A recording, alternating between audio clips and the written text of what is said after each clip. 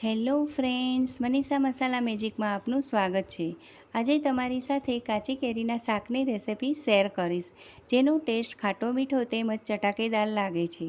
આ શાકને બનતા ફક્ત 5 થી 7 મિનિટ લાગે છે અને આ શાક એકવાર બનાવીને તમે 5 થી 6 દિવસ સુધી સ્ટોર કરી શકો છો, કેમ કે આ શાક બનાવતી વખતે મેં જરા પણ પાણીનો ઉપયોગ કર્યો નથી ને આ કેરીના શાકને બનાવવા માટે કેરીને પહેલેથી બાફવાની પણ જરૂર નથી। તો ચાલો શરૂ કરીએ। અહીં ખાટું મીઠું ચટાકેદાર એવું ઇન્સ્ટન્ટ બનતું કેરીનું શાક। તો સૌ પ્રથમ કાચી કેરીનું શાક બનાવવા માટે આ રીતની તોતાપુરી કેરી 150 ગ્રામ મેં લીધી છે। જો તોતાપુરી કેરી ન મળતી હોય તો કેસર કેરી કે રાજાપુરી કેરીથી પણ આ શાક બનાવી શકાય છે। હવે આ કેરીની બધી જ છાલ આપણે આ રીતે ઉતારી લઈશું। બધી છાલ ઉતાર્યા પછી આપણે મીડિયમ સાઇઝમાં કેરીને કટ કરી લઈશું। કેરીમાં જે વચ્ચે ગોટલીનો ભાગ છે તેને આપણે અલગ કરી લઈશું અને બધી જ કેરીને મીડિયમ સાઇઝમાં કટ કરી લીધા પછી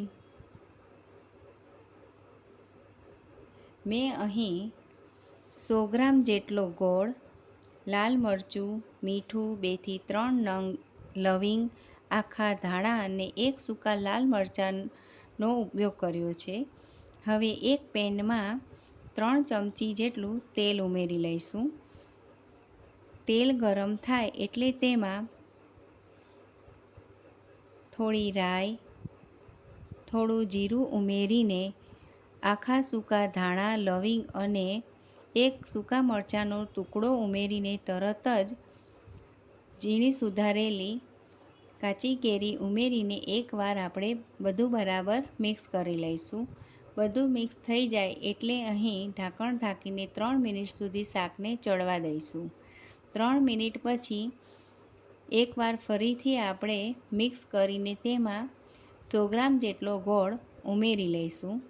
ગોળને પણ આપણે બરાબર મિક્સ કરી લઈશું। ગોળ બરાબર મેલ્ટ થઈ જાય એટલે આપણે તેમાં મસાલા કરી લઈશું। અડધી ચમચી જેટલું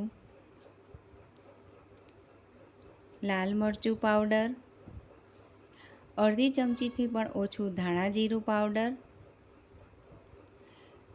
થોડી હળદર ઉમેરીને એકવાર ફરીથી બધું બરાબર મિક્સ કરીને 2 થી 3 બોઇલ આવે એટલે આપણે ગેસ બંધ કરી લઈશું અને પછી તેમાં સ્વાદ અનુસાર મીઠું ઉમેરી લઈશું।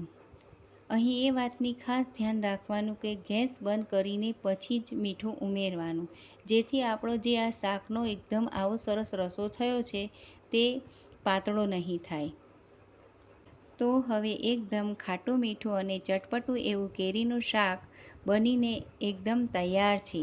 આ શાકને તમે થેપલા, રોટલી, પરાઠા, પૂરી, ભાખરી સાથે સર્વ કરી શકો છો। જ્યારે તમે ટ્રાવેલિંગમાં જાઓ ત્યારે આ શાક તમે લઈ જઈ શકો છો। તો તમે પણ આ રીતે ખાટું મીઠું ચટાકેદાર એવું કાચી કેરીનું શાક ઘરે જરૂરથી બનાવજો અને મારી આ રેસિપી તમને કેવી લાગી એ જરૂરથી જણાવજો। Thanks for watching.